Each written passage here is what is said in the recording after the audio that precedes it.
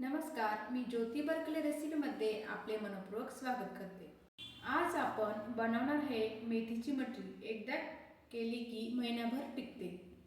Cornflower, हळद, मिरची powder, गव्हाचे पीठ, तूप, बेसन पीठ, कोथिंबीर, मेथीची पानं, ओवा, जिरे, पांढरे तीळ, आलं लसूण, मीठ। मेथी घेताना फक्त पानं निवडून घ्यायची, स्वच्छ धुवून घेतली आहे। मेथीचे पाने आपल्याला चिरून घेऊया। मेथी जास्त बारीक चिरायची नाहीये। इथे मी मेथी सर्व बारीक चिरून घेतली आहे। पॅन गरम करायला ठेवलाय, त्यात अर्धा चमचा तूप घालायचे आणि मेथी घालून घ्यायची। तूप गरम झालं आहे, त्यामध्ये आपल्याला मेथी घालून घ्यायची। मेथी 2 मिनिटांसाठी परतून घ्यायची, त्यात थोडंसं मीठ घालायचे। मेथी 2 मिनिटांसाठी परतून घ्यायची। मेथी परतून घेतल्यावर कडूपणा कमी होतो। गॅस बंद करून मेथी गार होण्यासाठी ठेवायची आहे। तोपर्यंत मटरीचे पीठ मळून घेऊया।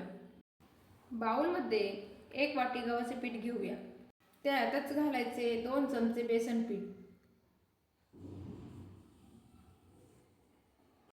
साजूक तूप घालायचे। तूप चांगलं चोळून लावायचे। कुठलाही पदार्थ एकसारखा तळला जातो। यामध्ये घालू सगळं साहित्य: जिरे, ओवा, पांढरे तीळ, मिरची पावडर, हळद, कोथिंबीर आणि व्यवस्थित मिक्स करून घेऊया। चवीपुरतं मीठ घालून घ्यायचे। यामध्ये घालायची मेथी आणि छान असं मिक्स करून घ्यायचे।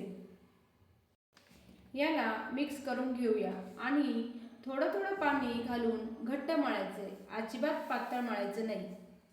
पीठ पातळ मळलं तर मटरी तेलकट होते।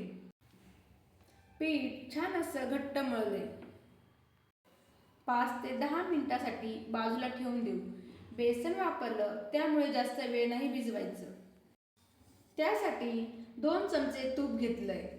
पीठ भिजत आलंय तर यासाठी साठा तयार करून घेऊयात।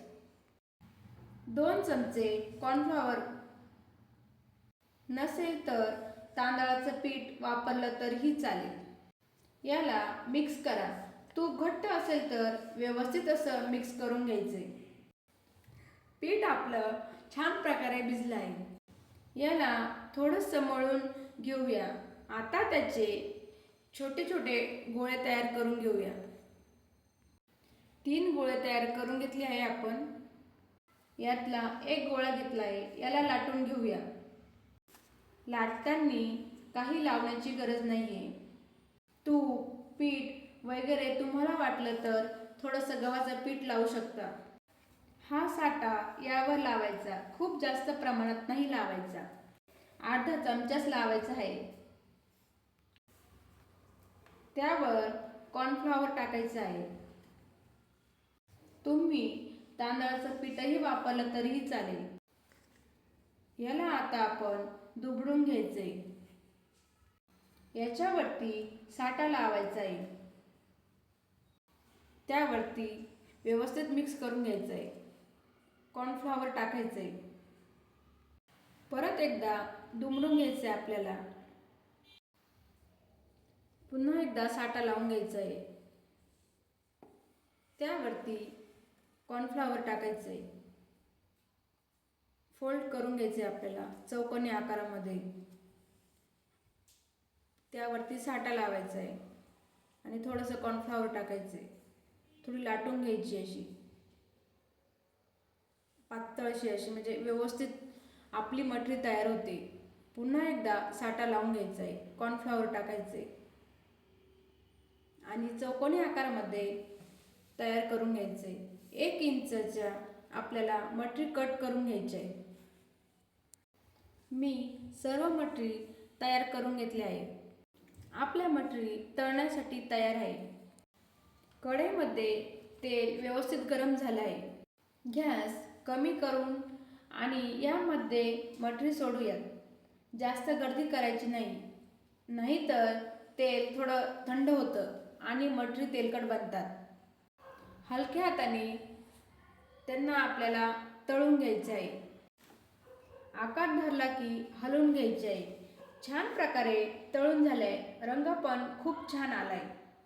अशा प्रकारे आपल्याला मेथीच्या मटरीची रेसिपी आवडली असेल तर नक्की सबस्क्राईब करा.